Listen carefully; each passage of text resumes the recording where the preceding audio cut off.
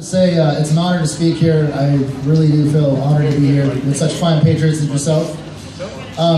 What I'd like to say, first and foremost, what I usually like to say is to all the veterans, thank you for your service and welcome home. I think it's very important. We don't hear that enough, especially nowadays, and everything's focused on global Ontario vets like me, but I always remind people, without the veterans before us to serve and have the honor of wearing the uniform, I would have never gotten the honor to serve my republic.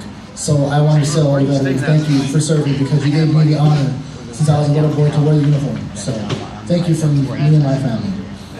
So what, when I got asked to speak here, I was very honored, and I didn't really know what to say because I wasn't, I don't write speeches or anything. I'm an activist, so I'm not really a politician. But, running for Congress, I've learned a lot of things, and, one thing that I thought was really funny was, when I mentioned this to my state party chair, I was like, hey, I got asked to speak at this concert with the Oathkeepers, and, I'm going to do it, are you going to go? And he's like, well, let me check. And I'm like, oh, okay, whatever. And then I come back an hour later, he goes, hey, the National Party doesn't want you to speak there. And I was like, why? And he said, because they don't like that you're associating with those people. And I said, who are those people? Like, people, what's going on? I don't know. And he's like, no. He goes, the Oathkeepers are, the levoy, finucum, Bundy type, and the militia are nothing but revolutionaries. And that we, the party, are constitutionalists. I turned around and replied, what's the difference? Because if you call yourself a patriot and a constitutionalist, by my understanding, I'm no scholar or anything, but you should be willing to pick up arms and defend the oath that you took, and as a free citizen, defend the republic in which you love. And that is what I'm willing to die for and give my life for till I die of old age or whatever have you. So for me, it was like, I'd rather stand with the people than a party. I told him, that's going to be a problem. I'll run independent. I don't care. I'm not looking for your endorsement. I ran as a favor to you because I believed in your party, and now I see that you're just like everyone else. You are worried about the almighty dollar. You're worried about the party. You're worried about the party line. Whereas me, I'm worried about the people and the republic and the individual liberties in which I was born. So if you guys are revolutionaries, then call me a son of the revolution, because I was born out of this struggle for personal liberties. My father served in the Air Force for his personal liberties. My grandfather served in Korea for his personal liberties. My family has died in every war since World War I to preserve the republic in which they love. And they came over here from Mexico, so they understood very clearly that this was a country worth defending. And my family has understood clearly this was a republic worth shedding blood for. And this is what I think a lot of people don't understand, or they don't comprehend.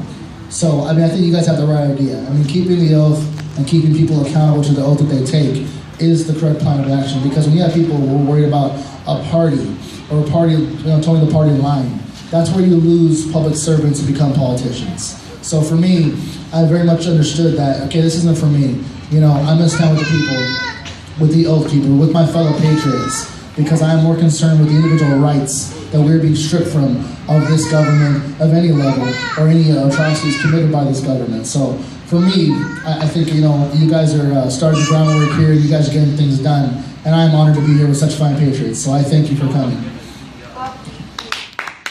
Quick, just so you know who I am, I'm running in the 4th district, which is way up there, I think. Up somewhere, it's not anywhere near here, but you know what?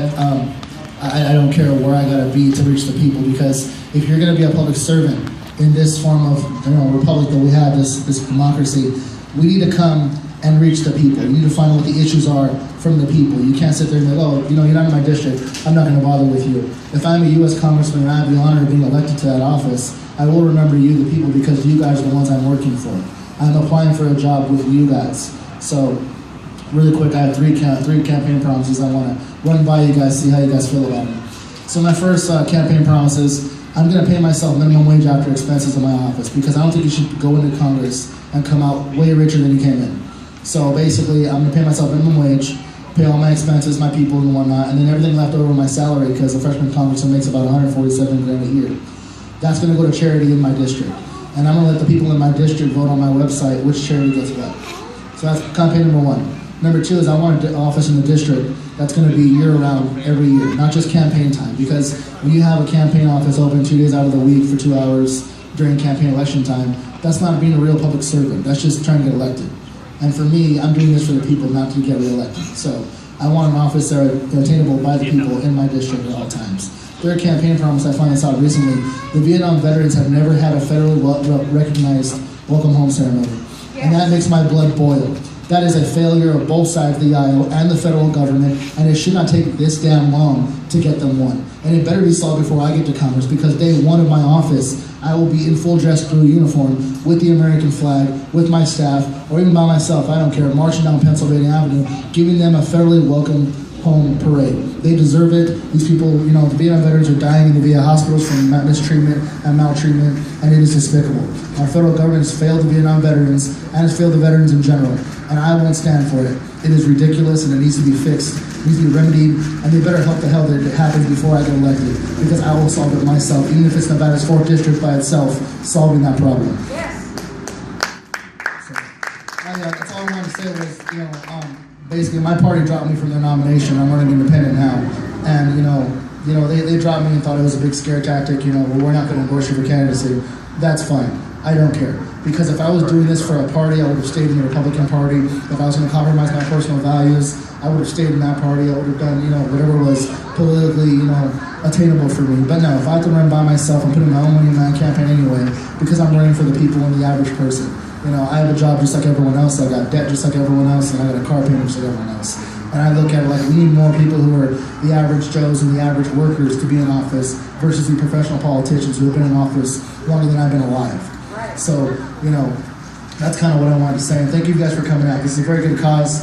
The federal government shouldn't have any kind of land outside of, you know, ports, bases, and I don't know, maybe a secret, you know, facility or two. But seriously, this is too much land. It's like 84% of Nevada. It's ridiculous. What do you need that kind of land for? The BLM, Department of Agriculture, all these departments aren't even constitutional, let alone fiscally responsible.